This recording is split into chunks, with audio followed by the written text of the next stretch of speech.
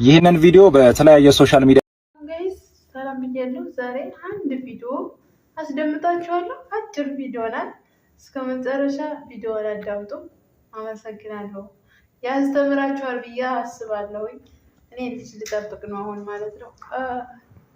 ልጅ ልጠብቅ ነው እና በር ላይ ያለሁት ያስተምራችኋል ብዬ አስባለሁ። ቪዲዮውን አዳምጣት። አመሰግናለሁ። ይህንን ቪዲዮ በተለያየ ሶሻል ሚዲያ ሲንቀሳቀስ ዛሬ ነው ያየሁት። እጅግ በጣም ደስ ያለኝ በጣም የተባረኩበት ብዙ ትምህርት ያገኘሁበት ቪዲዮ ነው። ስለናንተ ልጋብዛችሁ። በዚህ ሳምንት ባልና ሚስት አብረው አይተኙም። የጣፈጠ ምግብ አይበላም።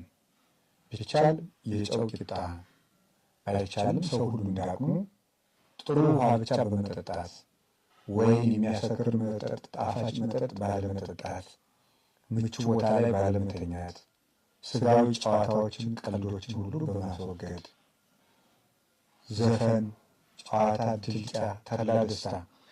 በሕማማት የተደሰተ ሰው በትንሣኤ ሊያለቅስ ይገባዋል ይላሉ 318ቱ ሊቃውንት በፍትሐ ነገሥት ሲናገሩ። ድግስ የለም በዚህ ሳምንት።